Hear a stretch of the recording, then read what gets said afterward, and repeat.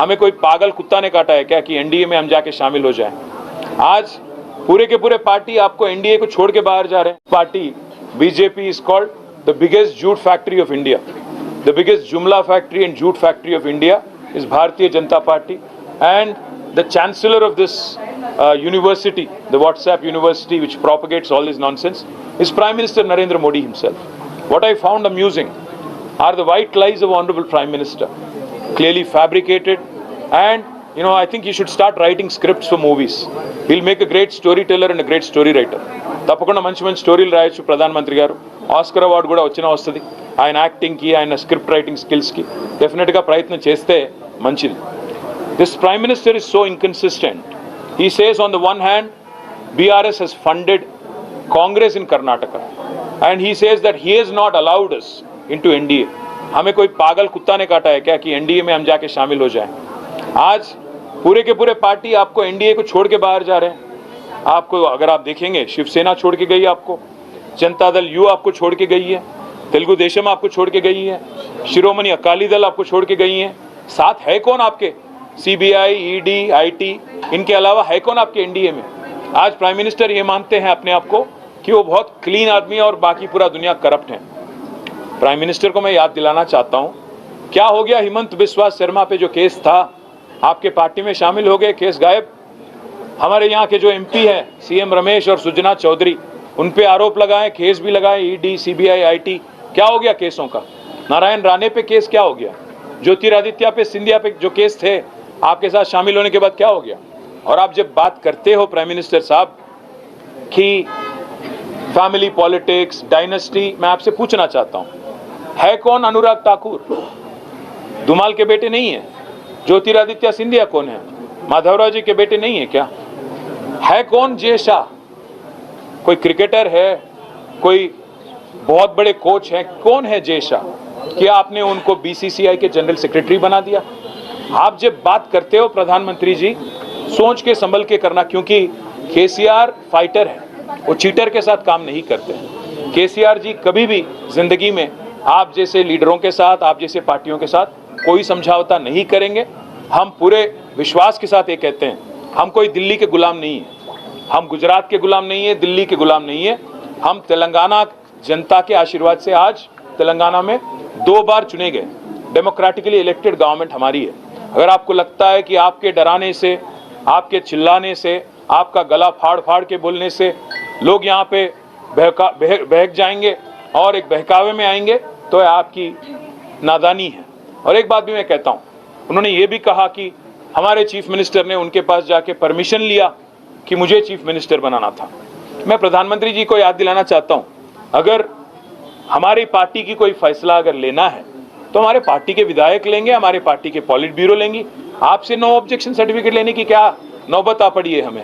हमें कोई फर्क नहीं पड़ता कि मोदी या बीजेपी क्या मानती है, क्या किसको देखना चाहती है। यहाँ पे तेलंगाना जनता आज केसीआर जी को तीसरी बार मुख्यमंत्री बनाने के लिए, चुनने के लिए तैयार है। आप कितना भी गला फाड़ लें, कितना कुछ भी बोल लें और कितने भी झूठ बोल लें, जितने भी सफेद झूठ आप बोलें, आप कुछ भी नहीं कर पाएंगे। और मैं आज चैलेंज करता हूं बीजेपी को, पिछली बार जो चुनाव हुए थे तेलंगाना में 2018 में, आपके 105 विधानसभा के कैंडिडेट की डिपॉजिट जब्त हो गई, जमानत जब्त हो गई थी। मैं चैलेंज करता हूं, अगर दम है बीजेपी में, नड्डा में, अमित शाह में, नरेंद्र मोदी में और जितने भी और लीडर हैं, आइए। Tourist sir welcome to Telangana, हमें कोई एतराज नहीं, आप आइए, गला फाड़ फाड़ के बोलिए, तेलंगाना जनता को समझाइए कि किया क्या आपने तेलंगाना के लिए पिछले 9 साल में, और कोई अगर वोट देना भी चाहे तो क्यों दें आपको। आप, मैं चैलेंज करता हूं, पिछली बार 105 सीटों में आपकी जमानत जब्त हो गई थी, इस बार 110 सीटों में आपकी जमानत जब्त हो जाएगी और इस बार आपको एक भी एमपी आपको तेलंगाना से नहीं मिलेगा, क्योंकि आप इतने झूठ बोल चुके हो, इतने कारनामे कर चुके हो। और सबसे अहम बात ये पूछना चाहता हूं प्राइम मिनिस्टर, आप ये मानते हो अपने आप को कि आप बहुत ही साफ इंसान हो, बहुत ही करप्ट, क्या बोलते हैं उनको, क्लीन इंसान हो, तो आप क्यों मुखर गए? जेपीसी अदानी के मामले में जेपीसी से क्यों डरते हो? अदानी के मामले में एक बार भी प्रेस के आगे आके क्यों नहीं बोलते हो? जब श्रीलंका की गवर्नमेंट ने खुद कहा कि वो दबाव में उनको लाया गया, भारत सरकार की तरफ से प्राइम मिनिस्टर मोदी ने खुद श्रीलंका प्रेसिडेंट को बोला कि आपको एक 6000 करोड़ वाला कॉन्ट्रैक्ट अदानी को देना है। क्यों आप आज तक नहीं क्लैरिफाई करते हो? क्यों आप बोलते नहीं हो? हर किसी को डरा के धमका के जो काम चलाने की तरीका आपने सीखा है, मैं प्रधानमंत्री जी आपसे कहता हूं, ये तेलंगाना में ना चलेगी। आपकी जितने भी यहाँ पे साजिशें हैं, आपकी जितने भी यहाँ पे कोशिशें हैं, सारे के सारे नाकाम रहेंगे। और మీరు ఎన్ని ప్రయత్నాలు చేసినా, ఎన్ని పిచ్చి మాటలు మాట్లాడినా తెలంగాణ ప్రజలకు స్పష్టంగా తెలుసు, మీరు ఈ 9 ఏళ్లలో తెలంగాణకు చేసిందేమీ లేదు, మీరు ఇచ్చింది గుండు సున్నా, కాబట్టి మీకు వచ్చేది కూడా గుండు సున్నానే। ఎన్ని అబద్ధాలు చెప్పినా, ఎన్ని పిచ్చి ప్రేలాపనలు పేలినా కేసీఆర్ గారు ఒక ఫైటర్, ఆయన చీటర్స్తో ఎన్నడూ చేతులు కలపడు। ఎన్డీఏతో చేరాల్సిన కర్మ మాకు లేదు, అది మునిగిపోయే నావ, అన్ని వదిలిపెట్టి పారిపోతూ ఉన్నారు। దాన్ని తెలుగుదేశం వదిలేసింది, అదేవిధంగా శిరోమణి అకాలీదళ్ వదిలేసింది, జేడీయూ వదిలేసింది, శివసేన వదిలేసింది। అయినా ఎన్డీఏలో ఉన్నదెవరు? సిబిఐ, ఈడీ, ఐటీ, ఇవి తప్ప ఎన్డీఏలో పార్ట్నర్స్ ఎవరు ఉన్నారు అసలు? కాబట్టి ప్రధానమంత్రి గారు మునిగిపోయే నావ ఎవడు ఎక్కడు। రెండోది, ఎన్డీఏలోకి చేరడానికి మాకేం పిచ్చి కుక్క గరవలేదు। కాబట్టి మీరు ఎన్ని అబద్ధాలు చెప్పినా, మీరు ఎన్ని పిచ్చి ప్రేలాపనలు వెళ్ళినా, ఎందుకంటే ఇవాళ మీరు మాట్లాడిన మాటల్లోనే మీ ఫ్రస్ట్రేషన్ తెలుస్తుంది। రాహుల్ గాంధీ వచ్చేమో మేము బీజేపీకి బీటీం అంటాడు, ఈయన వచ్చేమో మేము కర్ణాటకలో కాంగ్రెస్కి పైసలు పంపినామంటాడు। మేము కర్ణాటకలో కాంగ్రెస్కి పైసలు పంపుతుంటే మరి నీ ఐటీ టీం ఏం చేస్తుంది? మీ ఐటీ ఇన్కమ్ ట్యాక్స్ వాళ్ళు ఏం చేస్తున్నారు? మేము ఇదివరకే చెప్పినాం, మళ్ళీ చెప్తున్నాం, మీరు ఈ పిచ్చి మాటలతో, ఊకదంపుడు ఉపన్యాసాలతో, ఉడత ఊపులతో ఎవరో బెదిరిపోతారనుకుంటే ఆత్మాభిమానం గల తెలంగాణ బిడ్డలం, ఢిల్లీ గులాంలం కాదు, గుజరాత్ బానిసలం కాదు। ఖచ్చితంగా కొట్లాడతాం, చివరిదాకా మీతో కొట్లాడతాం, చివరిదాకా నిలబడి తలబడతాం। 100% మిమ్మల్ని ప్రజాక్షేత్రంలోనే మీ సంగతి ఏందో తెలుసుకుంటాం। सर, चुनाव से ठीक पहले जो बैक टू बैक विजिट हुआ और उसमें जो डेवलपमेंट से रिलेटेड जो इनोग्रेशन हुए, उसको आप कैसे देखते हैं? इसको सिंपल बात है, सिंपल बात है। एक बात कहते हैं कि प्रधानमंत्री जो हैं जुमले के लिए बहुत पॉपुलर है, कई सारे वो ख्वाब दिखाते रहते हैं लोगों को। बताया था उन्होंने कि 2022 तक हर किसी को घर मिलेगा, 2022 तक हर एक घर में वो जल दे देंगे, पीने की पानी देंगे। 2022 तक उन्होंने ये भी कहा था कि 5 ट्रिलियन इकोनॉमी हो जाएगी। 2022 तक उन्होंने ये वादा भी किया था कि किसानों की आमदनी डबल हो जाएगी, farmer income will be doubled.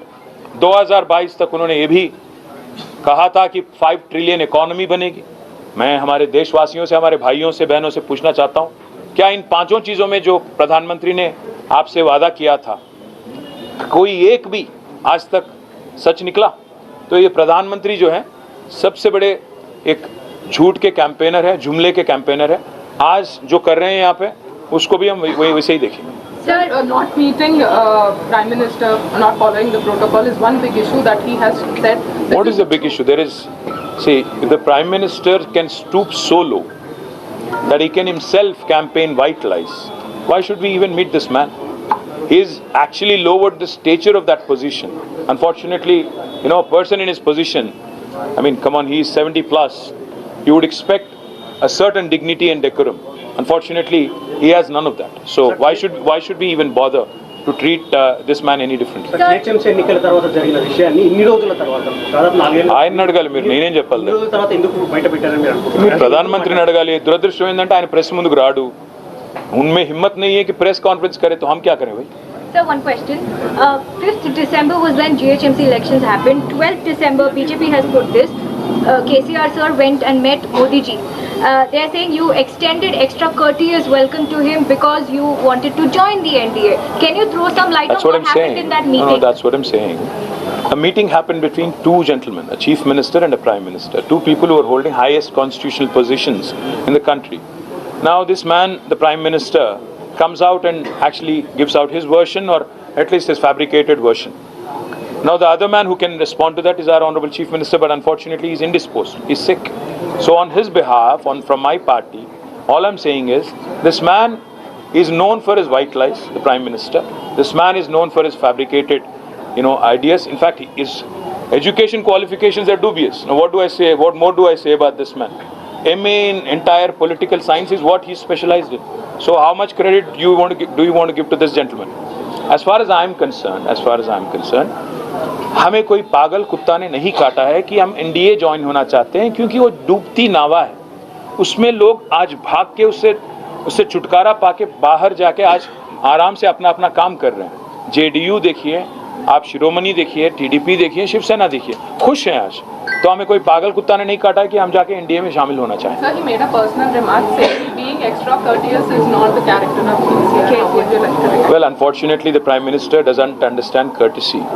And if he doesn't understand it, it's his problem, not ours. We are generally courteous to our guests, but unfortunately, this is an unwanted, unwelcomed guest in Telangana by the people. He does nothing for Telangana in the last 9 years, is not sanctioned a single medical college, is not sanctioned a single nursing college, is not given as a single educational institution. He does not approve of our irrigation projects. It does not confer a national project status on our irrigation projects. He unfortunately has scrapped the ITIR. He says today that the Telangana youth are very talented, but he again strangles us by scrapping the ITIR. I can go on. The number of injustices this gentleman has done. In fact, he has questioned the very existence and very birth of Telangana. He said it on numerous counts कि माँ को मार डाल के बेटी को उन्होंने जन्म दिया, तेलंगाना के बारे में कहते हुए। और ऐसे शख्स से हम क्या एक्सपेक्ट करें? ठीक है, thank you, thank you. I think కేంద్రం ఇచ్చిన నిధులతోనే బీఆర్ఎస్ ఆఖరి में ये भी बोल दें, चलो కేంద్రం ఇచ్చిన నిధులతోనే బీఆర్ఎస్ ఏదో చేస్తోంది అని ప్రధానమంత్రి అంటున్నారు. ప్రధానమంత్రి ఇంతకంటే పచ్చబద్ధం ఏదైనా ఉంటుందా మీరే చూడండి. ఎందుకంటే రిజర్వ్ బ్యాంక్ ఆఫ్ ఇండియా లెక్కలు ఉన్నాయి, కేంద్ర ప్రభుత్వం యొక్క ఆర్థిక శాఖ గణాంకాలు ఉన్నాయి. మీరు కావాలంటే చూసుకోవచ్చు, రిజర్వ్ బ్యాంక్ వెబ్సైట్కి వెళ్తే కూడా తెలుస్తుంది. Today Telangana is the 4th largest contributor to India's GDP. 1 रुपया जो यहाँ से जाता है भारत सरकार को, उसमें से हमें वापस मिलता है 46 पैसा. तो कौन किसके पैसे से आज मजे उड़ा रहा है या मजे ले रहा है, ये जनता तय करेगी. मैं तो इतना ही कहूँगा कि एक प्रधानमंत्री लेवल पे होते हुए ऐसे चीज बोलना उनके लिए भी शोभा नहीं है, शोभा नहीं देता, अच्छी बात नहीं. Sir, on delimitation, he spoke that South India, based on population, South Indian states should have their own voice because it is based on basis of population. So, what would be BRS stand on that? We have said it very clearly. If Uttar Pradesh and Bihar are going to outnumber the entire southern India just because of this population measure, and this population control was propagated by government of India. So obviously the Prime Minister is clueless, is basically, I think, intellectually bankrupt, if you ask me, on this issue.